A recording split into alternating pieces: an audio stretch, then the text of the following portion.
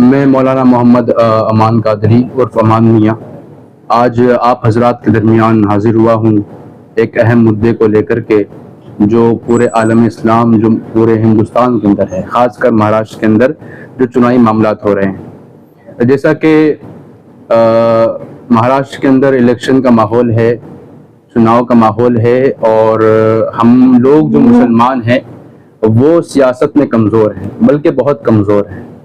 और मुसलमान ऐसी फ़िरका परस्त पार्टियां हमारे बीच में हैं मुसलमानों के, जिसको मुसलमान देख रहा है कि क्या किया जा रहा है हमारे साथ, मुसलमानों का फ़ायदा उठाया जा रहा है। गुज़िश्ता दिनों में देखा गया कि वक्फ के ऊपर एक बिल लाया गया, वक्फ अमेंडमेंट बिल, और इस बिल के ज़रिए उस ज़मीनों को कब्ज़ा किया जाएगा जिसको मुसलमानों ने अल्लाह की राह में दिया है। और मुसलमान इस बात को कभी भुला नहीं सकता। इन सियासी पार्टियों की तरफ से, इंतशार करने वाली पार्टियों की तरफ से ये कहा गया कि मस्जिदों में घुसकर मारेंगे, मस्जिदों से लाउड स्पीकर उतार देंगे, ये बातें कही गई।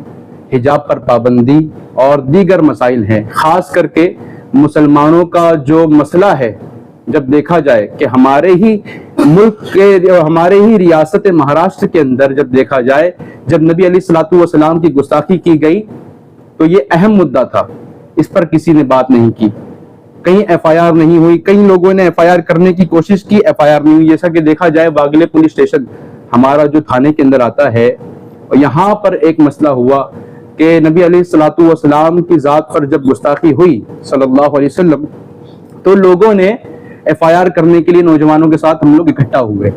अब वहां पे हम लोग इकट्ठा हुए और वहां पर हम एक नहीं, दो नहीं, बल्कि 4 दिन तक इंतजार करते रहे कि एफआईआर होगी, मगर एफआईआर नहीं हुई। आखिरकार हमको गुमराह किया गया कि ये होता है, वो होता है, एफआईआर नहीं होती है, एक डिस्ट्रिक्ट के अंदर एक एफआईआर होती है, बहुत सारी बातें की गई थी। मगर आखिरकार चौथे दिन हमारे लोकप्रिय नेता जनाब जितेंद्र आवाड साहब आए और उनके ऊपर आने के बाद एफआईआर हो गई।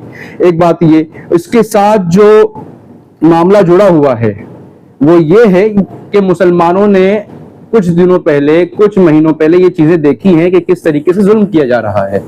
अब एक सवाल है जो कि बहुत बड़ा सवाल है कि महाराष्ट्र चुनाव के अंदर मुसलमान वोट दे तो किसको दे, ये बहुत बड़ा मुद्दा है।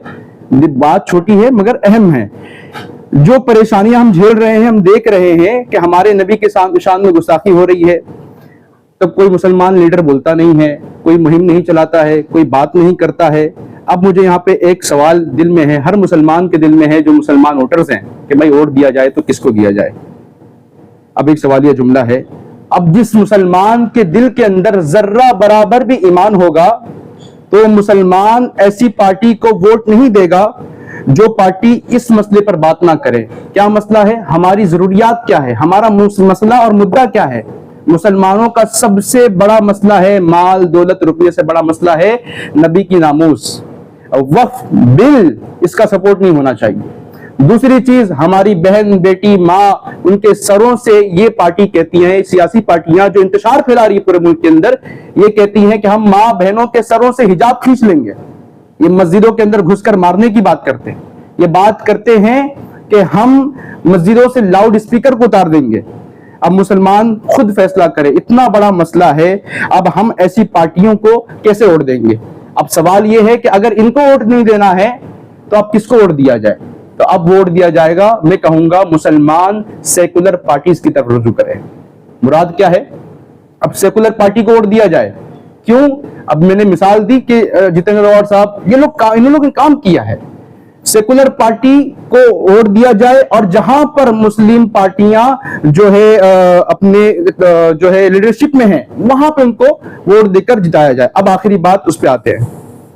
अब कुछ हमारे दरमियान मुसलमान होने का दावा करने वाले लोग हैं जो इन पार्टियों का सपोर्ट करते हैं। बड़े अफसोस की बात है कि अगर आपके बाप को कोई बुरा कह दे तो आप उसके साथ खड़े नहीं रह सकते। आपके बाप को कोई बुरा कहे तो आप उसको चाहेंगे नहीं, खड़े नहीं होंगे, उसका समर्थन नहीं करेंगे। सीधी सीधी बात है। जब बाप के ऊपर बातें आती हैं तो आप खामोश हो जाते हैं, आप उसका सपोर्ट नहीं करते।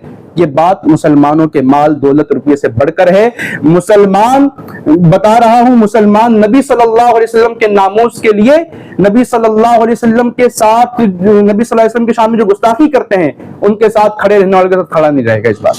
और एक और बात, ये इन्होंने वक्फ बोर्ड पर बिल लाया, लाउड स्पीकर उतारने की बात की है, बहुत सारी बातें हैं जो इंतशार पसंद पार्टियां हैं। मैं एक ही आखिर बात कहूंगा, जो मुसलमान इनके साथ खड़ा है वो जरा अपने आप को देखे, क्या वो इस बात को मानेगा कि मस्जिद से लाउड स्पीकर उतार दिया जाए?